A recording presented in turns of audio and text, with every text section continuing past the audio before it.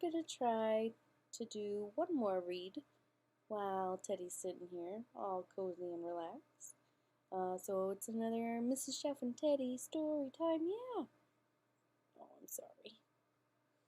And I'm gonna read a bit of Scott Westerfeld's book, Uglies, and that's part of a series of the same name. And I think there's 4 in the series, and then he's got a spin-off series called Imposters, which is set later. So this is part 1 of Uglies. New Pretty Town. The early summer sky was the color of cat vomit. Of course, Tally thought you'd have to feed your cat only salmon-flavored cat food for a while to get the pinks just right. The scudded clouds did look a bit fishy, rippled into scales by high-altitude wind.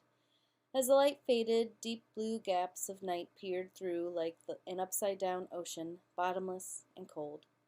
Any other summer, a sunset like this would have been beautiful, but nothing had been beautiful since Paris turned pretty.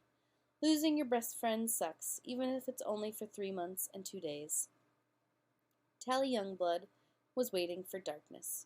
She could see New Pretty Town through her window. The party towners were already lit up, and snakes of burning torches marked flickering pathways through the pleasure gardens. A few hot air balloons pulled at their tethers against the darkening pink sky, their passengers shooting safety fireworks at each balloons passing parasailers. Laughter and music skidded across the water like rocks thrown, their edges just as sharp against Tally's nerves. Around the outskirts of the city, cut off from town by the black oval of the river, everything was in darkness. Everyone ugly was in bed by now. Tally took off her interface ring and said, "Good night." "Sweet dreams, Tally," said the room. She chewed on a toothbrush pill, punched her pillows, and shoved an old portable heater, one that produced about as much warmth as a sleeping Tally-sized human being under the covers. Then she crawled out the window. Outside, with the night finally turned coal-black above her head, Tally instantly felt better. Maybe this was a stupid plan, but anything was better than another night awake in bed feeling sorry for herself. On the familiar leafy path down to the water's edge, it was easy to imagine Paris stealing silently behind her, stifling laughter, ready for a night of spying on the new pretties. Together, she and Paris had always figured out how to trick the house minders back when they were 12, when the 3-month difference in their ages seemed like it wouldn't have mattered. It would never matter. "Best friends for life," Tally muttered, fingering the tiny scar in her right palm. The water glistened through the trees, and she could hear the wavelets of passing river skimmers, waking, slapping at the shore.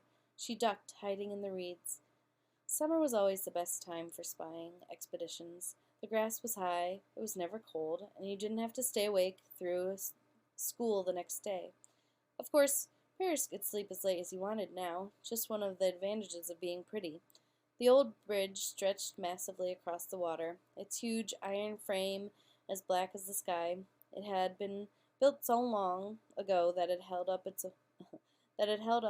own weight without any support of hover struts.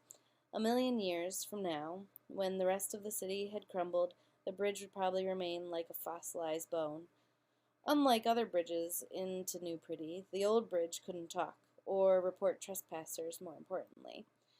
But even silent, the bridge had always seemed very wise to Tally, as quietly knowing as some ancient tree.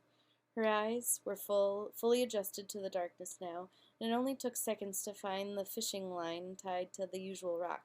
She yanked it and heard the splash of a rope tumbling from where it had been hidden among the bridge supports. She kept pulling until the invisible fish line turned into a wet, knotted cord. The other end was still tied to the iron framework of the bridge. Tally pulled the rope taut and lashed it into the usual tree. She had to duck into the grass once more as another river skimmer passed. The people dancing on its deck didn't spot the rope stretched from bridge to shore. They never did. New pretties were always having too much fun to notice little things out of place. When the skimmer's lights had faded, Tally tested the rope with her whole weight. One time it had pulled loose from the tree, and both she and Paris had swung downward, then up out over the middle of the river before falling off, tumbling into the cold water. She smiled at the memory, realizing she would rather be on that expedition, soaking wet in the cold with Paris, than dry and warm tonight, but alone. Hanging upside down, hands and feet clutching the knots along the rope, Tally pulled herself up into the dark framework of the bridge, then stole through the iron skeleton and across into New Pretty Town. And that's where I'll stop for now. If you think that sounds interesting, which it is, you can check that book out on Overdrive. Thanks. Bye.